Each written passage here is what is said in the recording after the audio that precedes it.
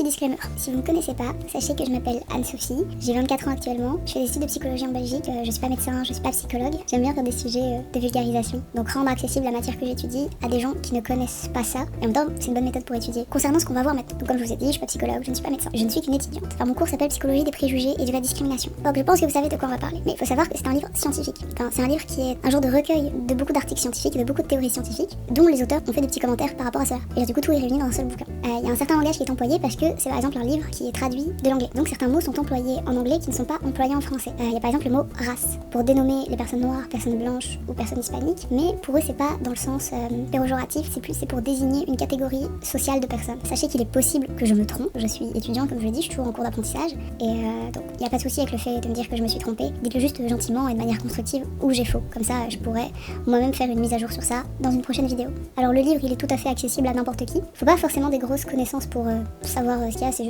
juste l'habitude du langage qui est employé qui peut être déroutant, mais sinon je vous mettrai le petit lien en commentaire si le livre vous intéresse, enfin plutôt en description. Alors j'ai oublié de vous dire aussi, je suis dysorthographique et dyslexique. La grammaire c'est quelque chose de très compliqué pour moi, l'orthographe aussi, que ce soit à l'écrit, à l'oral, j'ai beaucoup de problèmes vis-à-vis de ça, donc il se peut que je bug, que je fasse de l'écolalie, ou que mes phrases ne sont pas très correctes au niveau français. Tout ce que je peux faire là-dessus c'est continuer de lire, m'entraîner à parler, enfin faire des exercices là-dessus, mais ça ne va pas changer, je n'y peux rien. Voilà, mon cerveau est comme ça. J'ai aussi oublié de faire une autre précision. Le livre date de 2013, donc étant donné qu'il date de 2013, ça fait quand même plus de 10 ans là actuellement. La nouvelle édition est censée sortir l'année prochaine. Mais pour l'instant, on est avec celui-là, et en plus c'était la première édition de ce bouquin. Donc il se peut très bien que par exemple dans la nouvelle édition, ils ont fait de nouvelles découvertes qui du coup mettront ces théories-là de manière obsolète. Comme je pense que je vous ai fait tous les disclaimers là. Donc voilà, je crois que je remettrai le même disclaimer à chaque vidéo, parce que ça peut être bizarre les premières fois qu'on entend parler de ce genre de sujet. J'ai assez l'habitude, donc ça me choque plus à l'heure actuelle. Mais au début, ça me choquait un peu. Hop là, alors, rebonjour. On se retrouve aujourd'hui pour parler du privilège de groupe. Alors, le privilège de groupe, c'est le fait que la majorité du groupe, la grosse majorité ne se rend pas compte de ces privilèges de groupe du coup qu'elle a face à la minorité. Et donc ne se rendent pas compte de ce que peuvent vivre les minorités. On part du principe que par exemple les blancs ne se rendent pas compte de ce que peuvent vivre les minorités autour d'eux parce qu'elles n'ont jamais pensé à leur ethnie, à leur race, et surtout on part du principe qu'elles n'ont aussi jamais eu besoin de le faire. Étant donné qu'elles font partie en un sens du groupe dominant, vous captez bien, étant donné qu'elles font partie du groupe dominant, ce serait pour ça qu'elles n'ont jamais pensé à ce que pouvait vivre l'autre groupe. Elles ne peuvent pas se rendre compte de tout, même si on leur dit, qu'on leur fait comprendre, il y a toujours des choses qui leur échapperont. Et c'est ce qu'on appelle aussi du coup le privilège blanc. Par exemple, quand vous allez vouloir acheter une maison, faire un crédit immobilier, ce genre de choses, il y a des recherches qui ont été menées qui montrent que les personnes blanches ne prennent pas en compte forcément le fait qu'elles soient blanches. Qui va être un facteur de chance ou de réussite pour ces achats-là. Alors que les personnes des minorités vont souvent y penser en disant « Est-ce que j'ai plus de chances de me faire refuser parce que je vais mettre ma photo, je vais me présenter, je vais avoir un nom qui n'a pas de consonance occidentale ?» Enfin, vous voyez tout ce genre de choses. Il y a l'exemple aussi qui est donné que les professionnels d'origine noire prennent souvent des remarques d'étonnement. En un sens, ils donnent l'exemple de « Vous êtes allé à Harvard. Vous êtes allé à Harvard. » Voilà, comme si c'était étonnant qu'une personne noire puisse avoir accès à cette éducation-là. Mais le privilège de groupe peut aussi être donné par le genre, donc homme-femme ou autre. Quand ils disent genre, ils parlent très souvent homme-femme. Ou par l'orientation sexuelle, du fait que le fait d'être hétéro soit la norme. Des fois, j'ai peur qu'on interprète mal mes propos, mais... Voilà, des fois j'ai peur qu'on interprète très mal mes propos. Donc j'espère que vous m'en voudrez pas et que vous comprenez bien que c'est dans le contexte de ce qui est dit là, ou que même dans la réalité du monde. Ça veut pas pour autant dire que je suis d'accord avec avec la réalité de notre monde. Je pense que vous pouvez vous dire pourquoi je ne suis pas d'accord avec beaucoup de réalités de ce monde. Oui, à Skip, je suis un peu trop utopiste. Voilà.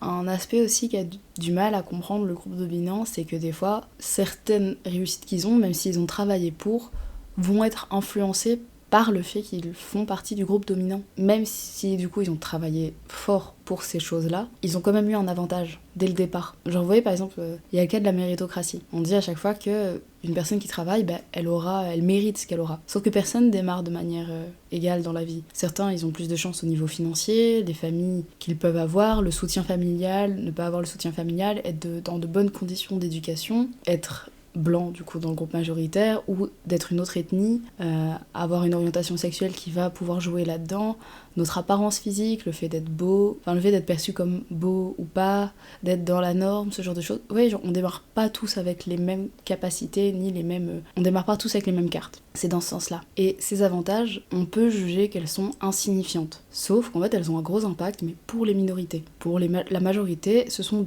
ça peut être des minuscules grains de sable. Alors que dans la réalité, c'est très important. Par exemple, on va prendre une personne noire qui porte un costume. Elle se promène dans un hôtel. Elle porte un costume très très classe. Première fois qu'elle vient là-bas, il y a une chance sur deux qu'on lui demande toujours si elle réside là.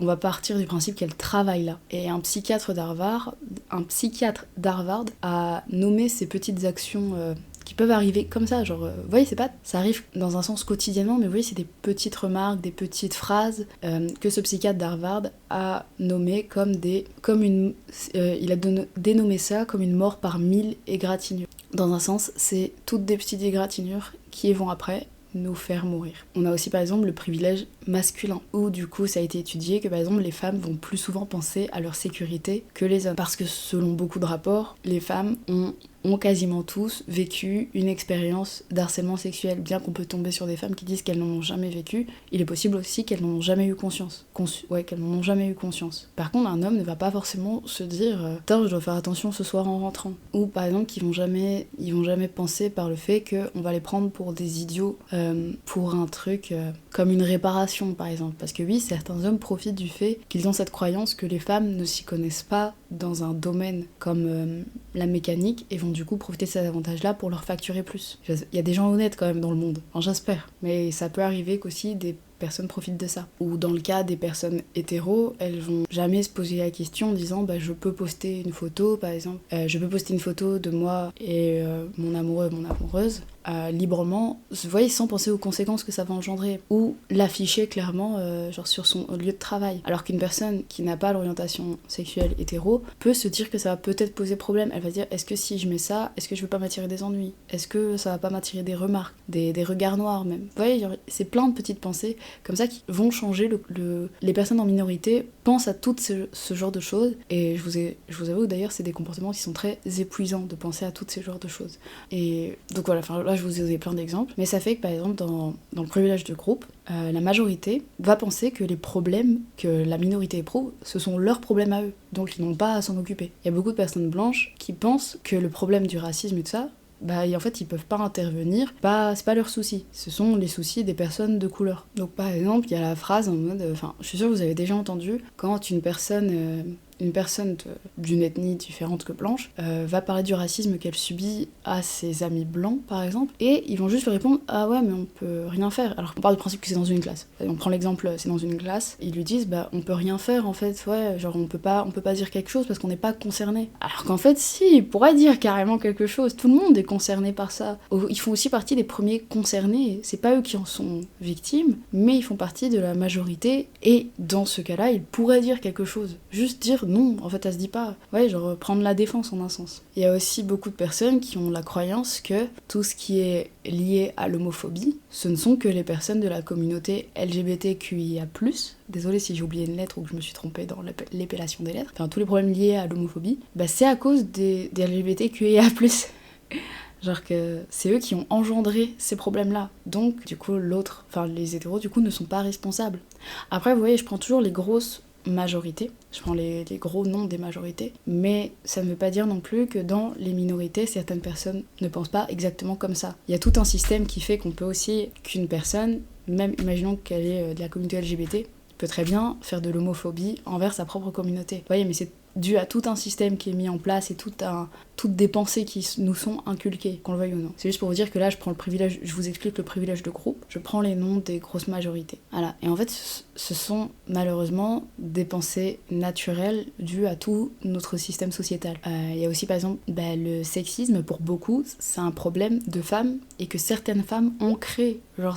C'est les femmes qui l'ont inventé pour, comme j'ai déjà vu sur Twitter, faire chier les hommes, voilà, ou faire chier leur monde. On aime Twitter, hein. Enfin ça s'appelle X maintenant, X. Voilà, c'est une pensée qui est aussi très réconfortante pour le groupe qui est majoritaire. Du coup, on peut aussi partir du principe que lorsqu'un groupe a des privilèges, automatiquement, quand il y a un privilège de groupe, c'est une perte du coup pour les groupes en minorité. Parce que c'est impossible d'être privilégié quelque part, dans quelque chose, sans que ça retire des choses à un autre groupe. Et automatiquement, si on fait partie du groupe majoritaire, on aime ces privilèges-là et on n'a pas envie qu'on nous les retire. On sait les avantages qu'ils encourent et que des fois, on n'a pas envie de vivre sans ces avantages. Et qu'on le veuille ou non, ça fait partie de notre culture. Ça fait aussi que certaines personnes considèrent que c'est un acquis, que c'est à eux, et du coup, que c'est normal qu'ils l'ont. L'autre groupe ne devrait pas l'avoir car c'est à eux. Voilà.